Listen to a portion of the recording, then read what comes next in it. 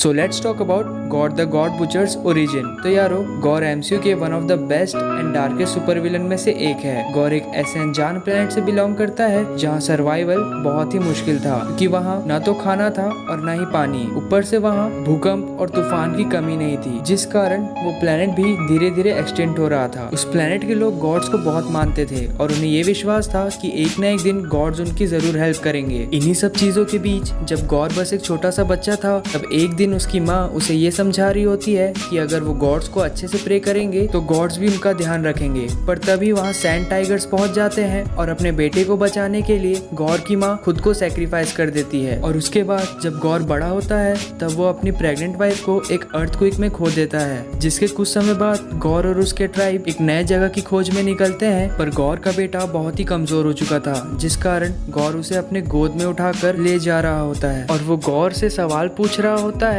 जिसके जवाब में गॉर बस उसे आराम करने को कहता है और ये भी कि उसे कुछ ही दूरी पर एक हरा भरा जंगल दिख रहा है, तो तुम बस आराम करो। जब वो वहाँ पहुँचते हैं तो वहाँ भी बस बंजर जमीन ही होती है, जिसका मतलब गौर अपने बेटे को बस एक झूठा दिलासा दे रहा था। पर गौर का बेटा उसके हाथों में ही दम तोड़ देता है, जिसे गौर दफनाने वाला होता है। पर गौर के ट्राइब लीडर और उसके ट्राइब वाले उससे ये कहते हैं कि उसे तुम एक पेड़ पे टांग दो, ताकि गॉड्स उसकी बॉडी को देख सके और उसे हेवन लेकर जा सके। पर गौर गुस्से में आके अपने लोगों से आर्ग्यू करने लग जाता है और उनसे ये कहता है कि किस तरह वो हमेशा गॉड्स को प्रे करते हैं, पर कोई गॉड्स उनकी सुनता ही नहीं। और इन्हीं सारी बातों से गौर के ट्राइब वाले बहुत गुस्सा हो जाते हैं और गौर को अपने ट्राइब से निकाल देते हैं। इसके बाद गौर बस एक जगह से दूसरी जगह भटकता रहता है और एक दिन जब उसे लगता है कि अब वो चैन से मर सकता है, तभी दो गॉड्स आसमान से गौर के पास गिरते हैं, जिन्हें देखकर गौर को पता चलता है कि गॉड सच में होते हैं। उनमें से एक गॉड गौर से हेल्प मांग रहा होता है, जो कि आपस में ही लड़ते हुए मरने वाले होते हैं। उनमें से एक गॉड मर जाता है,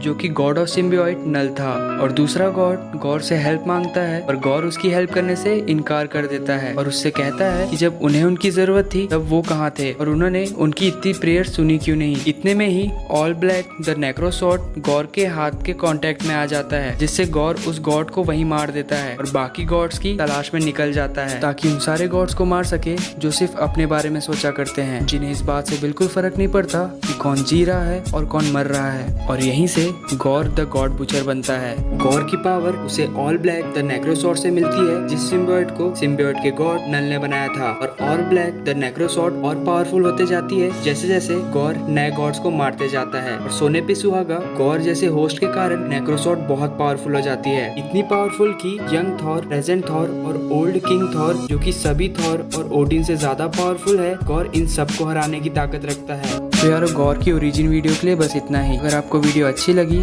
तो लाइक करो, कमेंट्स में बताओ कि आपको और कौन से टॉपिक्स पे वीडियो देखना है। और अगर इस चैनल पर नए हो तो नीचे दिए गए लाल सब्सक्राइब बटन को भी दबा लो और उसके बगल में नोटिफिकेशन बेल को भी। अब मैं मिलूंगा तुम सबसे अपनी अगली वीडियो में, तब तक के लिए बाय बाय।